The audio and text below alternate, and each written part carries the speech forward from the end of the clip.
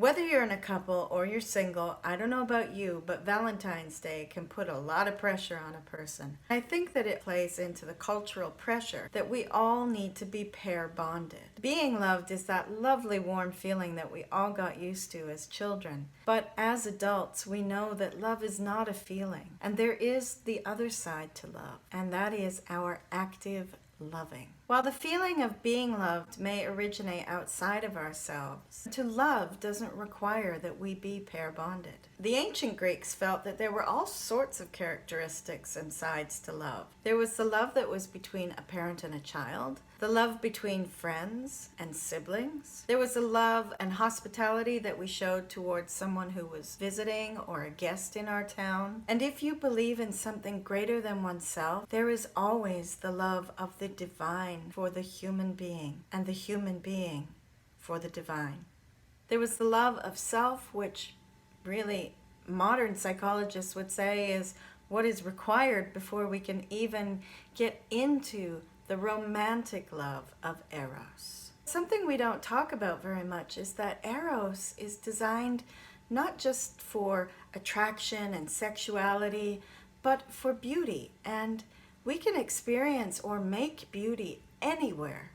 We don't need to have a partner to do that. So, for instance, I make art, and it could be debated whether my art is beautiful or not, but I also like to take photographs and to go for walks in nature and observe beauty. So there are several ways that we can experience that quality of Eros within us without having to look for someone else to bring it to us. I'm not saying being in a couple or being single is better. It is all up to you and what you want out of your life.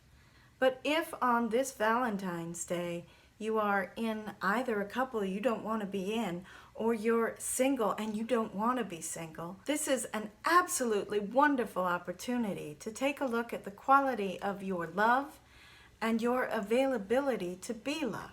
Now you may say, I love myself, I know I'm good, it's everybody else that is the problem. Well, I would challenge you on that one, because when everybody else is the problem, where is the real problem?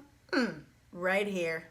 Maybe you're really eager to get out there and find somebody, and so you have a brunch date, and then a date in the afternoon, and another date in the evening, and you're going to have a date tomorrow, and the day after that, and the day after that. Are you really looking for something meaningful, or are you looking to fill your time? And what are you running from if you are? I would venture to guess that maybe spending some time, quality time, getting to know and love yourself might be a better investment than all of those dates. And once you know what it is you're really looking for, you're going to be able to narrow those dates down to just a couple. Or maybe you're the type that always has the bad luck of finding that one person who's just unavailable. Oh, if only they would commit. Well, they're not the problem, you see, because all the time that you spend chasing after them and loving them so hard, you are safe, because they are never going to turn around and love you back, and they're never going to make you feel vulnerable. Or maybe you're the person who just gives and gives and gives and loves so hard, and you never understand why it doesn't work out. Well, did it ever occur to you that maybe all that giving was a little bit transactional, and that it wasn't so unconditional as you might have thought? People aren't fools, and they can spot that. And they want to be loved for themselves.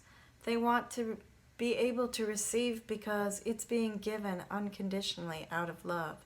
Not because we think that maybe if we love hard enough, they will love us back and finally prove ourselves to be worthy.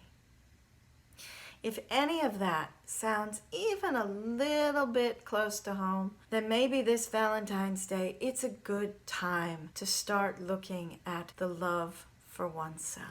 I hope that you will first love yourself and forgive yourself with compassion, because we all developed our mating habits when we were children, and our attachment styles were formed in our childhood.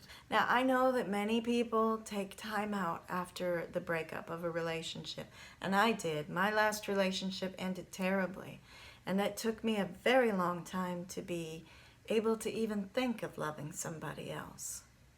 But if you're not taking time out to heal and you're not happy with your situation, then you either need to work on the relationship or you need to work on yourself. And 9 times out of 10, working on yourself is the way to work on the relationship.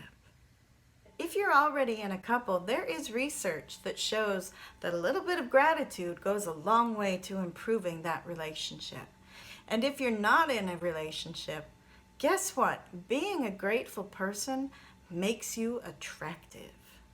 So join me in a little gratitude today for all the love that you receive and all the opportunities you have in this world to love others. Whether it's from your parents or your children or your siblings or your friends, or even from a concept of the divine that you happen to believe. I hope that you will appreciate the love that you receive.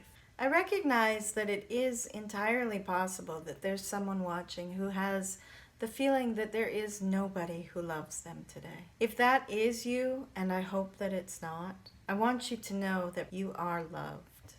Whether you're single or in a couple, I hope that you'll take the opportunity to be an ambassador of love in the world. And no, I don't mean going and hooking up on Tinder. I mean giving a smile to the person who serves you coffee. Okay, it isn't a romance. You maybe aren't going to be friends, but you're spreading a little love in the world.